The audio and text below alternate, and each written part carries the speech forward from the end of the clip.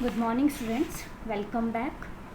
Last video lecture में हमने बहुत सारे अब तक सिक्स पार्ट्स हमने फर्स्ट यूनिट के देख लिए हैं, जिसमें हमारा पूरा फर्स्ट यूनिट ऑलमोस्ट ख़त्म हो गया है। आज के इस सेवन्थ पार्ट में हम दो टॉपिक हम कवर करने वाले हैं। पहला है म्यूचुअल इंडक्टेंस और उससे रिलेटेड डॉट रूल, और नेक्स्ट हम देखेंगे इनिशियल कंडीशंस क्या होती है एलिमेंट में। कंटेंट लिस्ट है। सबसे पहले हमें ये देखना है कि म्यूचुअल इंडक्टेंस होता क्या है, फिर उसका कोफिशिएंट क्या होता है, कोफिशिएंट ऑफ कपलिंग हम देखेंगे, डॉट कन्वर्जन देखेंगे और इनिशियल कंडीशन इन एलिमेंट्स देखेंगे। अब आपके सामने ये म्यूचुअल इंडक्टेंस शायद नया वर्ड हो सकता है।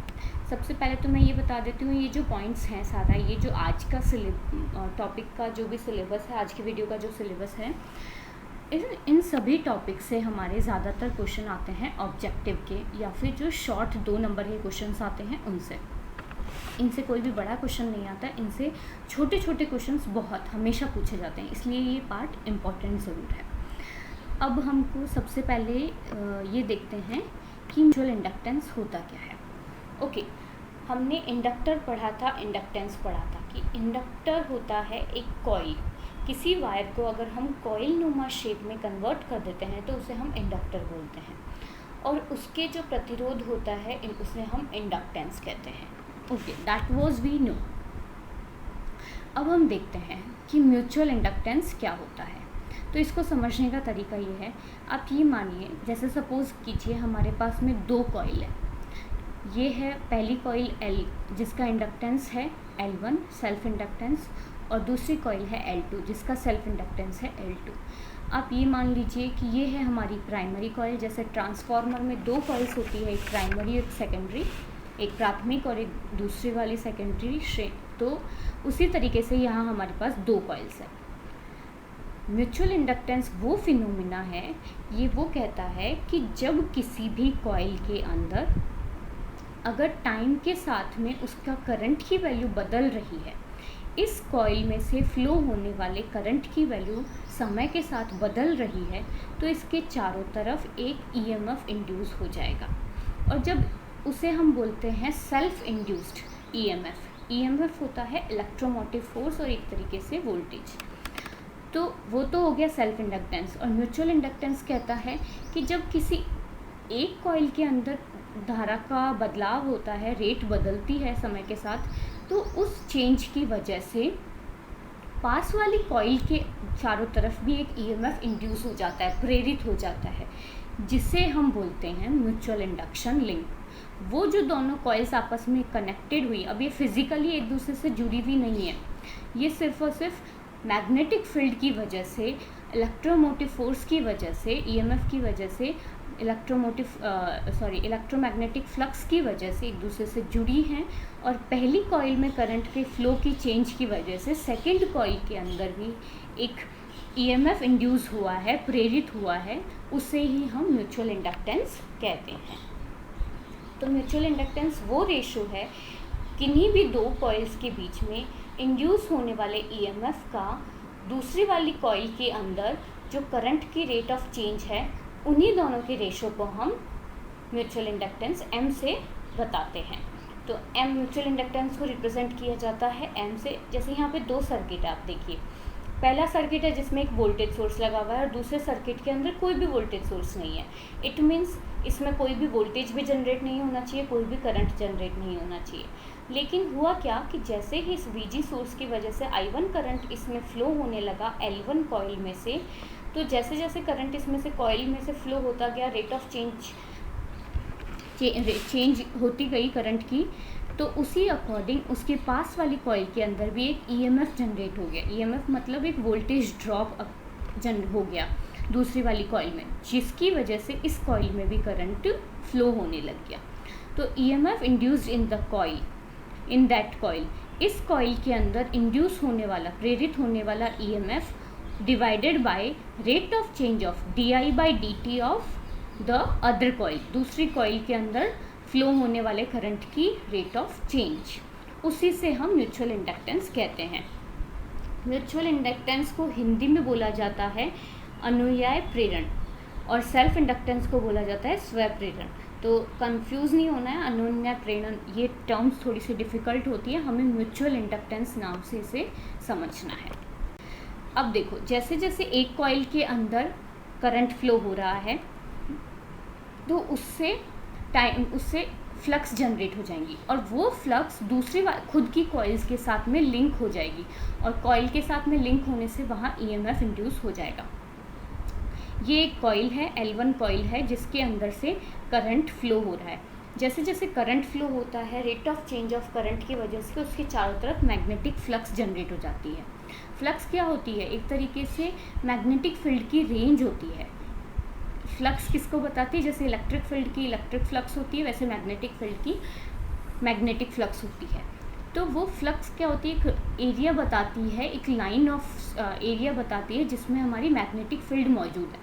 तो चारों तरफ इसके फ्लक्स जनरेट होने की वजह से वो फ्लक्स अपनी कॉइल के चारों तरफ एक ईएमएफ इंड्यूस कर देती है। उस ईएमएफ को हम देख सकते हैं कि उस कॉइल के ऊपर कितना वोल्टेज ड्रॉप हुआ है। ईएमएफ का मतलब ही वोल्टेज ड्रॉप होता है। लेकिन ये ज़रूरी नहीं है कि जिस कॉइल के अंदर करंट बदल रहा था सिर्फ उसी में ही फ्लक्स जनरेट होगी। उसमें जो जनरेट हुई ना फ्लक्स, वो पास में पड़ी हुई कॉइल से भी लिंक हो जाएगी, जुड़ जाएगी।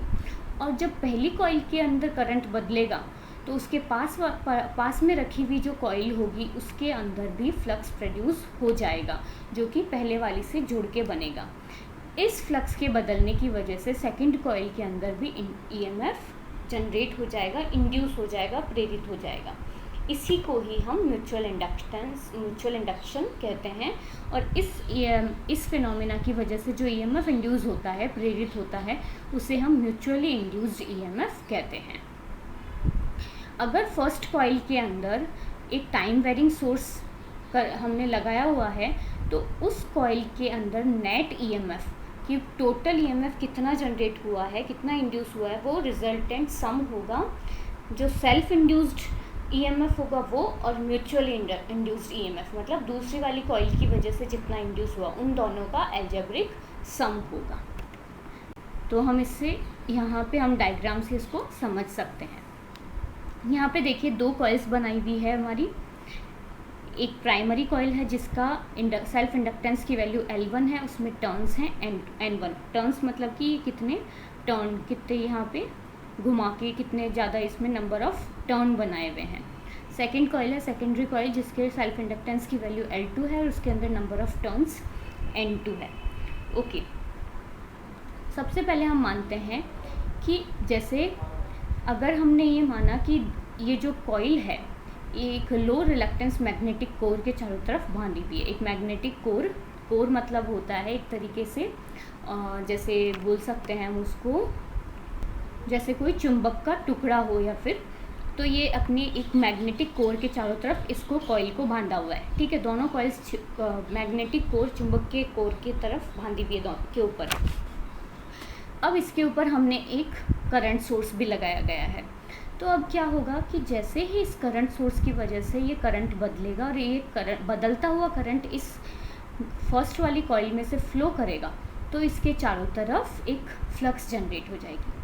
अब ये जो फ्लक्स है ये सिर्फ और सिर्फ इसी से ही नहीं, दूसरी वाली कॉइल के अंदर भी उससे भी लिंक हो जाएगी। तो ऐसा नहीं है कि यहाँ पे सिस्टम में कोई भी लीकेज नहीं हो रहा है, ये लीकेज नहीं है, ये एक तरीके से दोनों कॉइल्स आपस में कनेक्ट हो रही है, दोनों कॉइल्स आपस में लिंक हो रही है with the help of flux.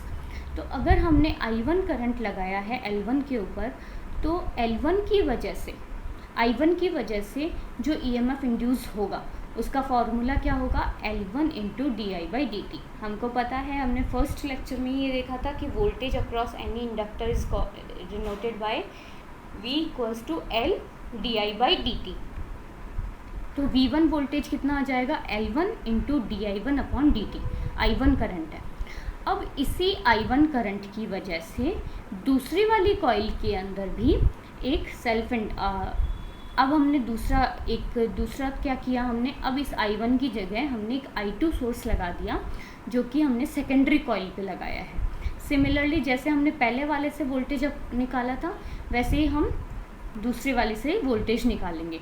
लेकिन अब हमें क्या करना है L2 कॉइल के अक्रॉस हमने सेकेंडरी में एक सोर्स लगा दिया I2। इस I2 की वजह से यहाँ पे सेकेंडरी कॉइल के अंदर जो फ्लक्स वोल्टेज जनरेट होगा, EMF जनरेट होगा, उसकी वैल्यू है V2। लेकिन इसी फ्लक्स की वजह से, इस EMF की वजह से पास वाली कॉइल के अंदर, कॉइल नंबर 1 के अंदर भी फ्लक्स लिंक हो जाएगी और वहाँ भी एक EMF इंड्यूस होगा, जो कि म्यूचुअली कनेक्टेड, म्यूचुअल इंडक्शन हुआ है। मतलब कि इस कॉइल के अंदर फ्लक्स होने की वजह से इस कॉइल के अंदर EMF जनरेट हुआ है, इंड्यूस हुआ है।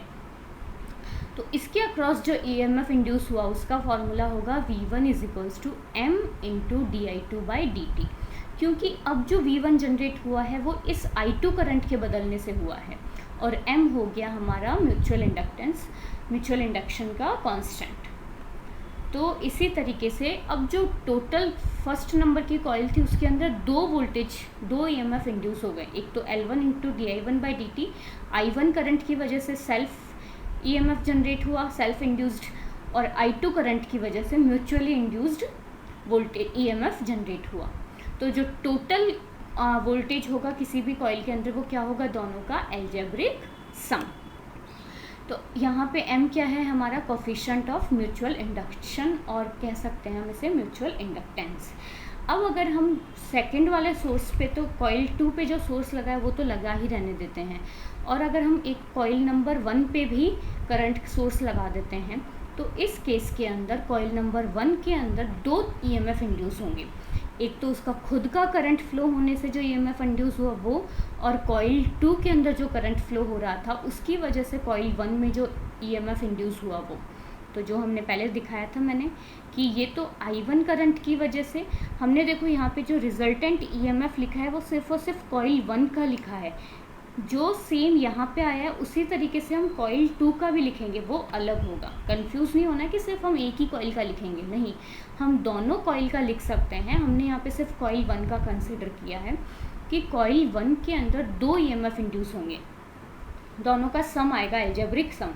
एक तो होगा उसी के जो अक्रॉस I1 करंट लगाया उसकी वजह से प्रोड्यूस होने वाला EMF, और दूसरा I2 सोर्स लगाने की वजह से उसके अंदर फ्लो इंड्यूस होने वाला वोल्टेज EMF वोल्टेज। तो इस तरीके से हमारा टोटल ये हमें रिजल्टेंट EMF मिल जाएगा। म्यूचुअली इंड्यूस्ड EMF एडिशन में होगा या सब्ट्रैक्शन में होगा, ये डिपेंड करता है कि कॉइल्स की आपस में पोलैरिटी क्या है। अब ये पोलैरिटी समझने के लिए हम आगे देखेंगे डॉट रूल, कि वो दोनों आपस में पॉजिटिव आएंगे या नेगेटिव आएंगे, उस अकॉर्डिंग यहाँ पे जो वैल्यू है वो प्लस या माइनस आएगी। म्यूचुअल इंडक्टेंस का फॉर्मूला होता है M = √, ये रूट पूरे पे है, L1 × L2। जनरेट, अभी तक हमने ये देखा कि जो हमने पहले कॉइल के अंदर अगर करंट सोर्स लगाया तो उसके अंदर एक EMF इंड्यूस हो गया, और उस फ्लक्स जनरेट होने से उसमें एक EMF इंड्यूस हो गया, और उसी पहली कॉइल की फ्लक्स की वजह से जो पास में रखी हुई कॉइल थी दूसरी कॉइल, उसमें भी फ्लक्स जनरेट हो गया, और उसी फ्लक्स की वजह से उसमें एक EMF इंड्यूस हो गया। लेकिन हमने अभी तक ये सोचा नहीं कि पहले वाली कॉइल में से कितनी फ्लक्स दूसरी वाली कॉइल से लिंक होगी, जुड़ेगी, जिसकी वजह से उसमें भी EMF इंड्यूस हो रहा है। उसको डिफाइन किया जाता है कोफिशिएंट ऑफ कपलिंग से। कोफिशिएंट का मतलब होता है गुणांक। तो कपल करने का मतलब क्या होता है, कपल एक तरीके से जोड़ा बोल सकते हैं अपन, जैसे कपल को जोड़ा बोलते हैं, उसी तरीके से यहाँ मतलब है हमारा जुड़ाव से, कि दोनों कॉइल्स के बीच में किस हद तक जुड़ाव है, उसी को बताता है कोफिशिएंट ऑफ कपलिंग। इसको हम डिनोट करते हैं K से, और K की वैल्यू होती है 0 से लेके 1 तक। अब सबसे पहले मैं यहाँ से शुरू करती हूँ कि अगर K की वैल्यू 0 है, मतलब कि उन दोनों के बीच में जो गुणांक है, कोफिशिएंट ऑफ कपलिंग है, कि कपल करने का जो गुणांक है, जो पैरामीटर है, उसकी वैल्यू है 0, मतलब दोनों लिंक्स, दोनों कॉइल्स के बीच में कपलिंग बिल्कुल भी नहीं है। मतलब कि जितनी पहली वाली कॉइल से फ्लक्स जनरेट हुई उसमें से कोई भी फ्लक्स सेकंड वाली कॉइल पे लिंक नहीं हुई, तब हमारी K की वैल्यू रहेगी 0। और अगर जितनी पहले वाली कॉइल से फ्लक्स जनरेट हुई और वो सारी की सारी सेकंड कॉइल से लिंक हो गई, तो K की वैल्यू हो जाएगी हमारी 1। तो जब हम पहले हमने देखा था कि प्रैक्टिकली सारी की सारी फ्लक्सेस दूसरी कॉइल से लिंक नहीं होती है। तो एक्चुअल वैल्यू इंडक्टेंस की म्यूचुअल इंडक्टेंस की डिपेंड करेगी कि कितना अमाउंट ऑफ फ्लक्स एक कॉइल से दूसरी कॉइल में लिंक हो रहा है।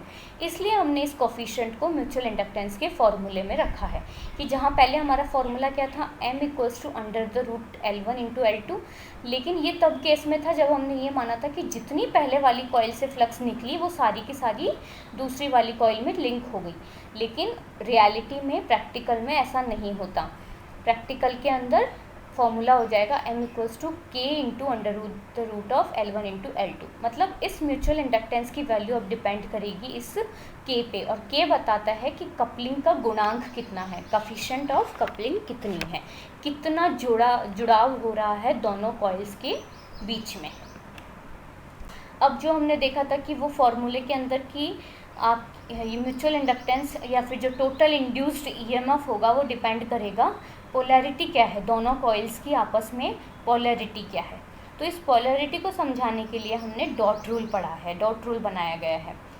डॉट रूल कहता है कि म्यूचुअली इंड्यूस्ड ईएमएफ होता है वो एडिटिव होगा या सब्ट्रैक्टिव होगा, वो डिपेंड करेगा कि जो दोनों आपस में म्यूचुअली कपल्ड कॉइल्स हैं उनकी आपस में पोलैरिटी क्या है। पोलैरिटी का मतलब होता है कि प्लस माइनस उनका नेचर क्या है।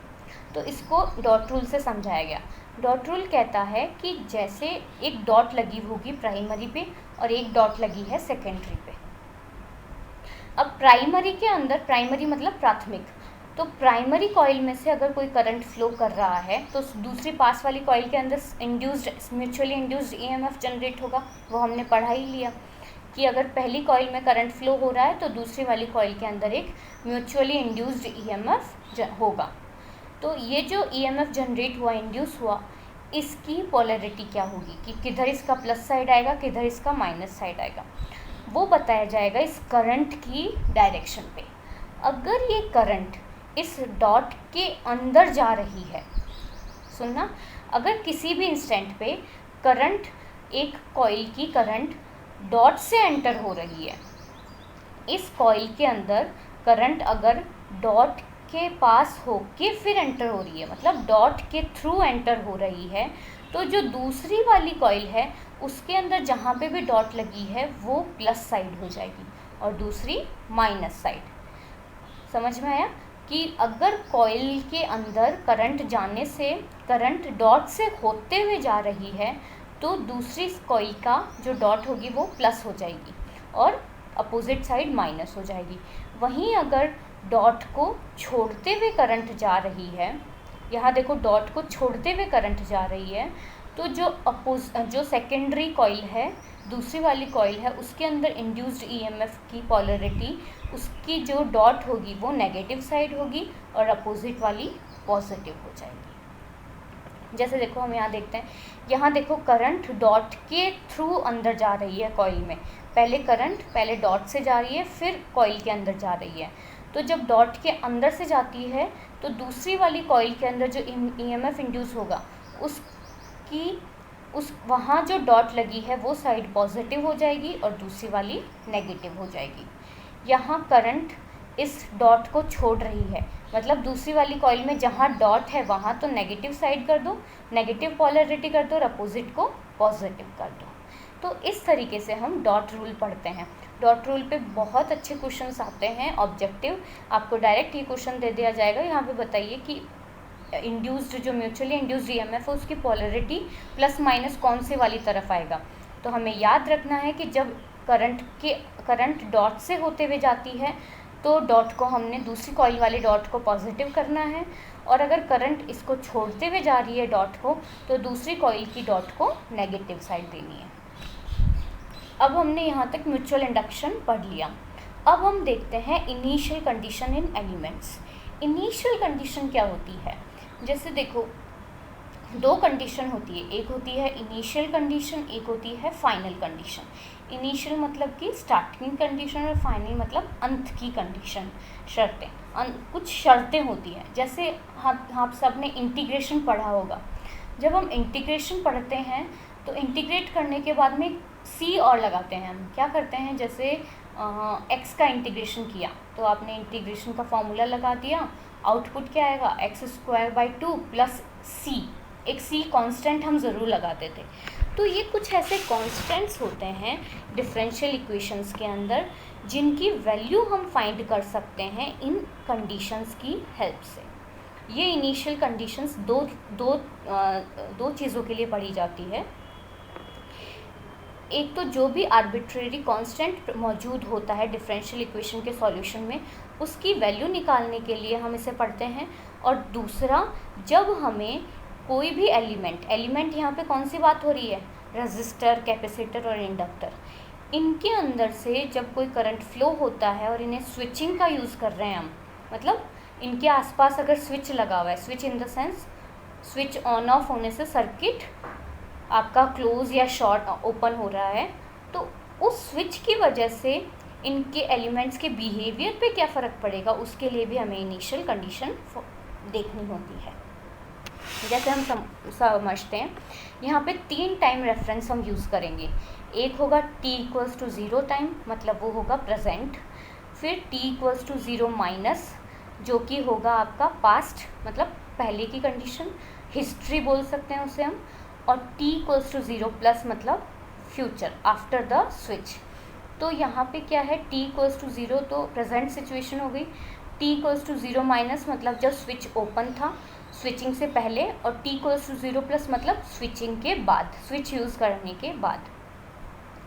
हम मानते हैं कि रेफरेंस t=0 पे स्विच क्लोज्ड है, स्विच हमने 0 टाइम पे अज्यूम कर लिया है। तो हमने टाइम को दो पार्ट्स में डिफ्रेंशिएट कर दिया, एक तो स्विच को क्लोज करने के जस्ट पहले, एक स्विच को क्लोज करने के जस्ट बाद। तो जो स्विच को क्लोज करने के जस्ट पहले वाला टाइम था उसको हमने 0 माइनस टाइम दे दिया, और स्विच के क्लोज होने के जस्ट बाद वाला जो टाइम था उसको 0 प्लस दे दिया। अब ये कंडीशन के अंदर जब स्विच ऑपरेट होता है तो उसमें से फ्लो होने वाले करंट और वोल्टेज की वैल्यू हो गई I0 माइनस V0 माइनस। और कंडीशंस जब स्विच ऑपरेट हो गया उसके बाद में जो फ्लो होने वाला करंट है वो हो गया I0 प्लस V0 प्लस। और स्विच के ऑपरेट होने से पहले जो कंडीशंस होंगी वो हो गई I0 माइनस और V0 माइनस।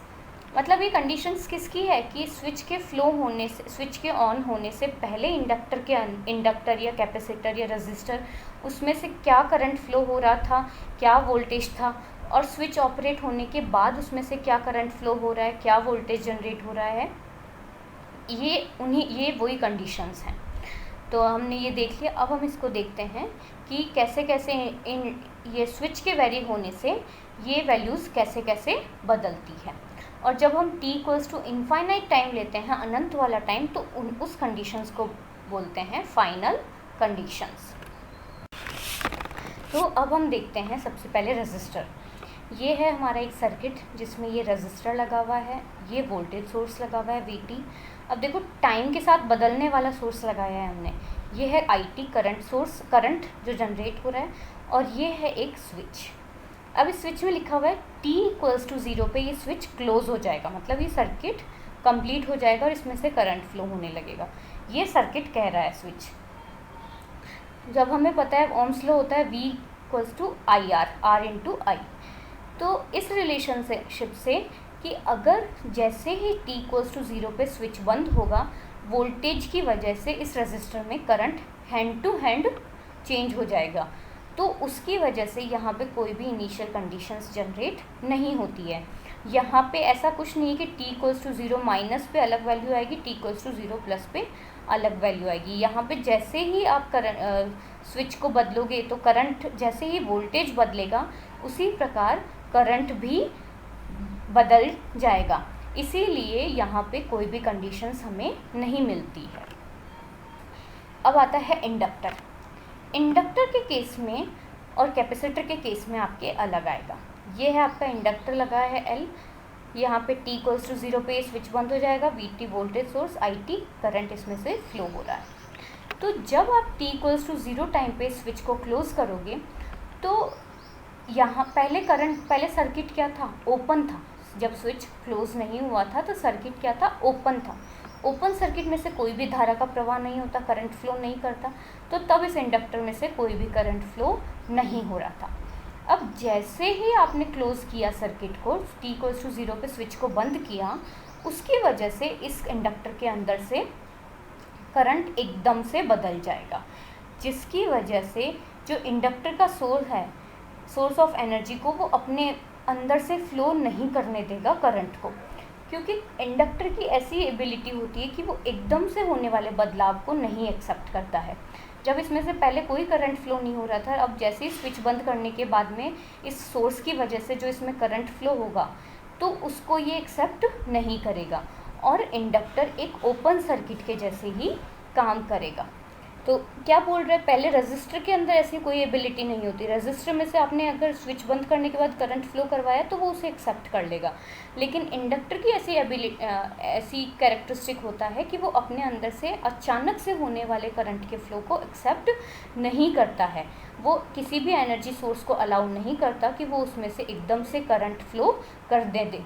इसलिए इंडक्टर ओपन सर्किट के जैसे काम करेगा।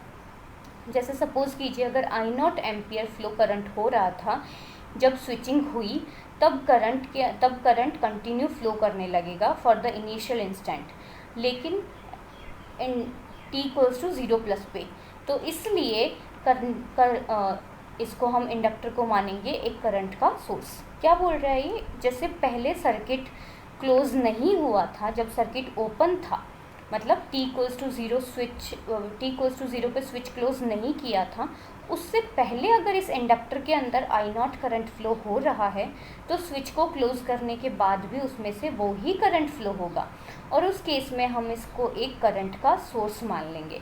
लेकिन यहाँ वाले डायग्राम के अकॉर्डिंग क्या है कि जब ज़ीरो टाइम था, टाइम से पहले इसमें कोई भी करंट फ्लो नहीं कर रहा था, तो जैसे ही स्विच बंद होगा तो अब ये इसे और करंट एकदम से किसी भी करंट को फ्लो होने नहीं देगा। तो इंडक्टर के अंदर अगर पहले कोई भी करंट फ्लो नहीं कर रहा तो वो ओपन सर्किट के जैसे काम करेगा, और तो वो बाद में भी t=0 पे भी, मतलब स्विचिंग होने के बाद भी वो ओपन सर्किट के जैसे ही काम करेगा। लेकिन वहीं अगर पहले t=0 स्विच होने से पहले अगर उसमें से I0 करंट फ्लो हो रहा था, तो अब ये एक सोर्स के जैसे काम करने लग जाएगा। अब इसे आप एक करंट सोर्स मान सकते हो, करंट का धारा का स्रोत मान सकते हो। नेक्स्ट आता है आपका कैपेसिटर। तो जैसे इंडक्टर करंट को अपने अंदर से एकदम से नहीं बदलने देता, उसी तरीके से कैपेसिटर अपने अंदर से वोल्टेज को एकदम से नहीं बदलने देता। कि तो वही चीज़ है कि अगर t=0 पे आपने स्विच को क्लोज़ किया तो कैपेसिटर के अक्रॉस जो वोल्टेज है वो एकदम से बदलेगा नहीं। अगर ज़ीरो टाइम से पहले अगर वोल्टेज ज़ीरो था, v0 माइनस, मतलब t=0 टाइम से पहले, जैसे देखो इसको ऐसे समझ सकते हो आप, ये रेफरेंस लाइन है। जब हम वो पढ़ते हैं, क्वाड्रेंट्स बनाते हैं, तो आप करते हो ना एक्स एक्सिस के ऊपर ज़ीरो के इधर तो सारी प्लस साइड होती है, ज़ीरो के इधर सारी माइनस साइड होती है। तो वही बात है, ज़ीरो टाइम पे स्विच बंद होगा, ज़ीरो टाइम से जस्ट पहले वाला टाइम उसे हमने मान लिया ज़ीरो माइनस। तो अगर स्विच प्रेस होने से पहले जस्ट पहले वाला टाइम ज़ीरो माइनस था, तो उस टाइम पे कैपेसिटर के अक्रॉस वोल्टेज v0 माइनस अगर ज़ीरो था, तो स्विच प्रेस होने के बाद, मतलब x axis positive x axis पे आ गए आप, ज़ीरो प्लस टाइम पे भी वोल्टेज ज़ीरो ही रहेगा। इसका मतलब ये है कि कैपेसिटर एक शॉर्ट सर्किट के जैसे काम करता है। अब हमको पता है v=q/c होता है, तो उसी तरीके से अगर v0 माइनस पे q0/c था तो v0 प्लस पे भी q0/c रहेगा, मतलब कैपेसिटर एक वोल्टेज सोर्स के जैसे काम करने लगेगा। तो आपको कंफ्यूज नहीं होना है कि हम क्या कर रहे हैं। हम ये समझ रहे हैं कि अगर कोई कैपेसिटर स्विचिंग से पहले उसमें से जो वोल्टेज है वो स्विचिंग के बाद भी उसमें वो ही रहेगा। अगर उसमें पहले कोई भी वोल्टेज नहीं था तो ज़ीरो वोल्टेज का मतलब क्या होता है, शॉर्ट सर्किट। तो अगर पहले कोई भी वोल्टेज नहीं था और फिर स्विच प्रेस हुआ तो बाद में भी उस पर ज़ीरो वोल्टेज ही रहेगा, शॉर्ट सर्किट ही रहेगा वो।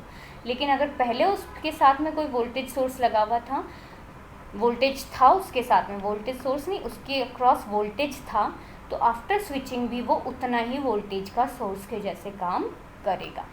इस तरीके से हमने तीनों एलिमेंट्स की इनिशियल कंडीशंस देखी कि रजिस्टर की कोई नहीं होती, इंडक्टर की ये होती है कि वो अपने अंदर से करंट को एकदम से नहीं बदलने देता, तो IL0 minus is equals to IL0 plus हो जाएगा, और वो एक ओपन सर्किट के जैसे काम करता है अगर उसमें कोई भी करंट फ्लो नहीं हो रहा होता तो।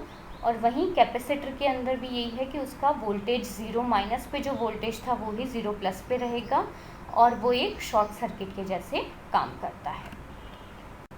Thank you. इस तरीके से आपकी फर्स्ट यूनिट पूरी ख़त्म हो चुकी है। अब हम नेक्स्ट यूनिट स्टार्ट करेंगे।